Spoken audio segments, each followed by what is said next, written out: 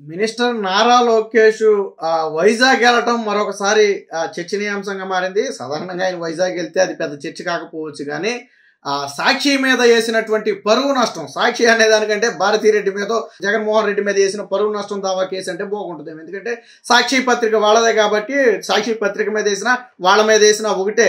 జగన్మోహన్ రెడ్డి చూడండి ఎప్పుడు పత్రిక పేరు చెప్పకుండా రామోజీరావు, రాధాకృష్ణ అని చెప్పి మాట్లాడతాడు. ఈనాడు, ఆంధ్రజ్యోతి అనేది తక్కువ, వాళ్ళ పేర్లు పెట్టి ఎక్కువ మాట్లాడతాడు. మరి జగన్మోహన్ రెడ్డి భాషలోనే మాట్లాడాలంటే ఇప్పుడు సాక్షి పత్రిక మీద పరువు నష్టం దావా కంటే భారతీరెడ్డి మీద పరువు నష్టం దావా అంటే కరెక్ట్గా ఉంటుందేమో.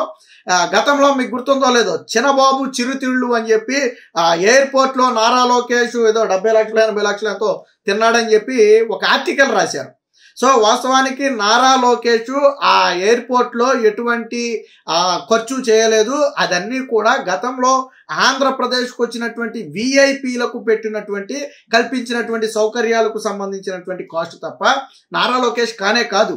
అయితే సాక్షి అప్పుడు అత్యుత్సాహం ప్రదర్శించి లోకేష్ మీద బురద జల్లాలనే ఉద్దేశంతో చేసినటువంటి ప్రయత్నం అది. ఎందుకంటే పవర్లో ఉన్నారు కదా, ఆ కొమ్ములు వచ్చాయన్నమాట. కొద్దిగా కళ్ళు తలకి నెత్తికెక్కి ఇక జీవితంలో మేము పవర్లోంచి దిగమనుకున్నారో ఏమో తెలియదు, కానీ ఒక ఆర్టికల్ రాశారు. అది లోకేష్ కి పరువు నష్టం కలిగించింది. ఏ విధంగా, ఇదే ఆర్టికల్ ని ఒక జాతీయ మీడియా కూడా రాసింది.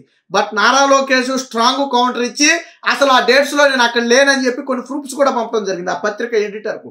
ఎప్పుడైతే నారా లోకేష్ కొన్ని ప్రూఫ్స్ తో సహా పత్రికకు పంపారో అప్పుడు పత్రిక బహిరంగ క్షమాపణ చెప్పి ఆ ఆర్టికల్ మీద వెనక్కి తీసుకుంటున్నాం మేము ఆర్టికల్ అని చెప్పి మన్నాడు ఒక ఎక్స్ప్లెనేషన్ కూడా ఇచ్చింది. అంటే మేము పొరబడి రాసాము, ఆధారాలు సేకరించకుండా రాసాము, మాది తప్పు అయిపోయిందని చెప్పి నారా లోకేష్ కి బహిరంగ క్షమాపణ చెప్తూ మన్నాడు ఇంకొక ఆర్టికల్ పబ్లిష్ చేశారు. కానీ సాక్షి పత్రిక మాత్రం వెనక్కి తగ్గల.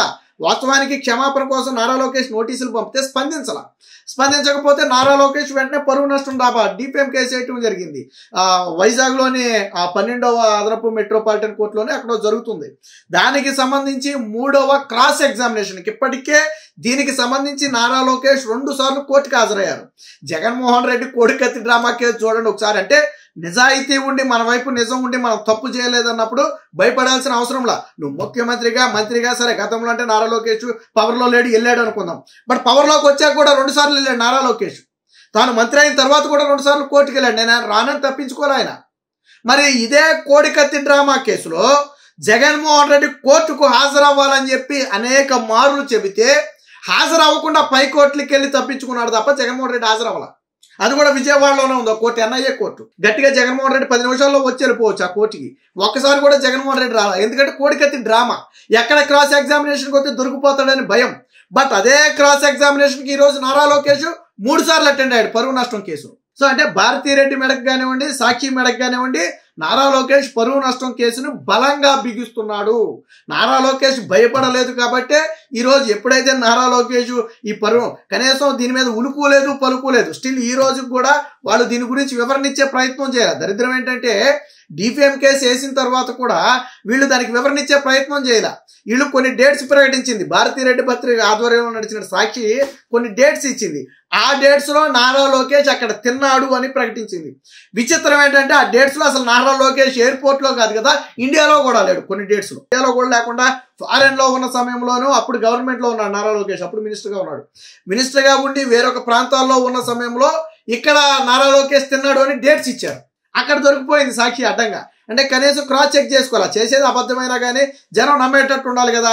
మనం ఇచ్చే డేట్స్ లో నారా లోకేష్ ఎక్కడ ఉన్నాడు అనేది కనీసం వాళ్ళు ఎంక్వైరీ చేసుకోకుండా ఏదో నోటుకొచ్చిన డేట్ ను పబ్లిష్ చేసేసారు జనం నమ్మటం కోసం. బట్ అందులో 3 వంతుల డేట్స్ లో నారా లోకేష్ అసలు అక్కడ లేడు. ఆ టైంలో వైజాగ్ ఎయిర్పోర్ట్ లో లేడు. రికార్డ్స్ ఉంటాయి ఎయిర్పోర్ట్ లో ఉంటే, రికార్డ్స్ లేవు. దాంతో నాలిక ఖర్చుకున్నారు. కానీ క్షమాపణ చెప్తే ఎక్కడ మీద పడిపోతారో, సోషల్ మీడియాలో ఇది చేస్తారో అని చెప్పి ఆ రోజు బహిరంగ క్షమాపణ చెప్పడానికి సాక్షి ముందుకు రాల, భారతీరెడ్డి ముందుకు రాల. అంటే గవర్నమెంట్ లో మనం ఉన్నాం కాబట్టి మనం ఏం పీకలేరు అనుకున్నారేమో, కానీ నారా లోకేష్ వదిలిపెట్టలేదు. ఇదేం గవర్నమెంట్ వచ్చిన తర్వాత వేసింది కాదు. వైసీపీ గవర్నమెంట్ ఉన్న సమయంలోనే నోటీసులు పంపి స్పందించకపోతే పరువు నష్టం దావా కేసేసి దానికి సంబంధించి ఈ రోజు 3 క్రాస్ ఎగ్జామినేషన్లకు నారా లోకేష్ హాజరయ్యారు. మరి నువ్వు నీ కోడికత్తి డ్రామా కేసుకి ఎందుకు హాజరవ్వలేదు? నారా లోకేష్ ధైర్యంగా ఒక్కసారి కూడా స్కిప్ చేయకుండా, ఆయన కూడా ఎడ్యుకేషన్ మినిస్టర్ గా ఉన్నాడు, ఆయన ఫుల్ బిజీగా ఉన్నాడు, పార్టీలో కీలకమైనటువంటి వ్యక్తి. కానీ ఒక్కసారి కూడా దావాను స్కిప్ చేయకుండా నారా లోకేష్ కేసుకి అటెండ్ అవుతున్నాడు. ఎందుకని? ఇది జెన్యూన్ కేసు కాబట్టి, నారా లోకేష్ చేసిన దాంట్లో వాస్తవం ఉంది, వాళ్ళు రాసింది అబద్ధం కాబట్టి, ఖచ్చితంగా న్యాయం నారా లోకేష్ వైపు ఉంది కాబట్టి, న్యాయస్థానాల్లో తనకు అనుకూలంగా తీర్పు వస్తుందని భావిస్తున్నాడు కాబట్టి ధైర్యంగా కోర్టుకు హాజరాడు. మరి నువ్వు వెళ్ళి కోర్టుకి, అరే ఎన్ఐఏ కోర్టు ఏం చెప్పింది? జగన్మోహన్ రెడ్డి మీద దాడి అసలు ఉద్దేశపూర్వకంగా చేసిందే కాదు, ఇందులో ఇన్వెస్టిగేషన్ అవసరం లేదని తేల్చేస్తే, లేదు ఇంకా లోతుగా తవ్వాలి, ఈ కేసులో ఏదో ఉంది. ఎందుకని?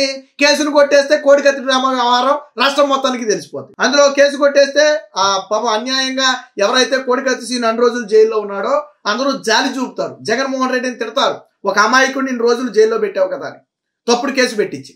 కాబట్టి జగన్మోహన్ రెడ్డి వెళ్ళాలా, ఎన్ఐఏ కోర్టుకి హాజరవ్వాలా, స్టిల్ ఈ రోజుకి ఒకసారి కూడా హాజరవ్వాలా. ఏదో హైకోర్టులో ఏదో కొద్ది మొత్తానికి ఏదో స్టే ఏదో తెచ్చుకున్నట్టు ఉన్నాడు, అది వేరే విషయం. కానీ నారా లోకేష్ వదిలిపెట్టలా ఇక్కడ. మరి భారతీరెడ్డి ఎప్పుడో ఒక మీటింగ్ లో మాట్లాడితే ఏదో చెప్పింది, మేము రాసేవన్నీ కూడా సత్యాలే, సత్యానికి మేము కట్టుబడి ఉంటాము, అసలు ఫేక్ అంటే ఏంటో మా జీవితంలో మాకు కానీ మా ఎంప్లాయీలకు కానీ తెలియదని మాట్లాడింది. ఎందుకంటే విచిత్రం ఉండదు. సరే నువ్వు పొరపాటుని తెలియక రాసేవు అనుకుందాం, పొరపాటు ఎవడైనా చేస్తాడు, సరే ఆ కోణంలో నువ్వు చేసేవు అనుకుందాం. నిజాలు బయట పెట్టినప్పుడు ఒక జాతీయ పత్రిక బహిరంగ క్షమాపణ చెప్పి వేసిన ఆర్టికల్ వెనక్కి తీసుకున్నప్పుడు నువ్వెందుకు నీ సాక్షిలో వేసిన దానికి బహిరంగ క్షమాపణ చెప్పలా? వైసీపీ ఈ పేటీఎం బ్యాచ్ పిల్లగొర్రెలు, ఈ పేటీఎం బ్యాచ్ గొర్రెలు, వాళ్ళకి విషయం తెలియకుండా అదే పేపర్ క్లిప్ని తిరగటం. నారా లోకేష్ విషయం వచ్చినప్పుడు కూడా చిన్నబాబు చిరుతిళ్ళని పెంచి దాన్ని బయటికి తీయటం. రేపొద్దున కేసు కొట్టేస్తారు. నారా లోకేష్ చేసినటువంటి పరువు నష్టం కేసులో ఖచ్చితంగా భారతీరెడ్డి చెల్లించాల్సిందే. ఎంతకైతే పరువు నష్టం వేశారో అంతకు నారా లోకేష్ కి ఖచ్చితంగా కట్టాల్సిందే, సాక్షి భారతీరెడ్డి కట్టాల్సిందే. ఆ రోజైనా మేము వేసింది తప్పుడు వార్త అని చెప్పి సాక్షి బహిరంగ క్షమాపణ చెప్పాలా? నీ కోర్టులో కేసు కొట్టేసిన తర్వాత అయినా నువ్వు బహిరంగ క్షమాపణ చెప్పాలి ఖచ్చితంగా నారా లోకేష్. సో నారా లోకేష్ ఏదైనా పట్టుకుంటే మొండోడు వదిలిపెట్టడు అనడానికి ఇది ఒక నిదర్శనం. సాధారణంగా ఏంటంటే చిన్న చితగా చూసి చూడనట్టు వదిలేయటం అందరికీ తెలుసు. బట్ నారా లోకేష్ ఏదైనా ఒకటి పట్టుకున్నాడు అంటే అది అంతు తేల్చే వరకు వదిలిపెట్టడు. ఇంకా చంద్రబాబు గారు అన్నా కొన్ని సరే పోనేలే అనే మనస్తత్వం ఉంటుందేమో కానీ నారా లోకేష్ ఇలాంటి విషయాలను ఎట్టి పరిస్థితుల్లో సహించడు. ఎప్పుడైతే నారా లోకేష్ 3వసారి వైజాగ్ ఈ 12వ అదనపు మెట్రోపాలిటన్ కోర్టుకి హాజరయ్యాడో ఈ సాక్షి గుండెలో రైలు పరిగెట్టింది. ఎందుకని? నారా లోకేష్ వాయిదాలకు వెళ్ళే కొంది కేసు దగ్గర పడిపోతుంటుంది, క్రాస్ ఎగ్జామినేషన్ జరిగే కొంది కేసు దగ్గర పడిపోతుంటుంది. నాకు తెలిసి ఆల్మోస్ట్ దగ్గరలోనే ఈ క్లారిటీకి వచ్చేసే అవకాశం ఉంది. ఎందుకంటే స్పష్టమైన ఆధారాలు నారా లోకేష్ దగ్గర ఉన్నాయి. ఆ టైంలో అలా ఆంధ్రప్రదేశ్లోనే లేడు, విదేశాల్లో ఉన్నట్టు స్పష్టమైన ఆధారాలు ఉన్నాయి నారా లోకేష్ దగ్గర. కాబట్టి తప్పించుకోలేదు, భారతీరెడ్డి తప్పించుకోలేదు, సాక్షి తప్పించుకోలేదు, జగన్మోహన్ రెడ్డి తప్పించుకోలేడు. ఖచ్చితంగా మీరు కోర్టులో దోషులుగా నిలబడాల్సిన పరిస్థితి వస్తుంది.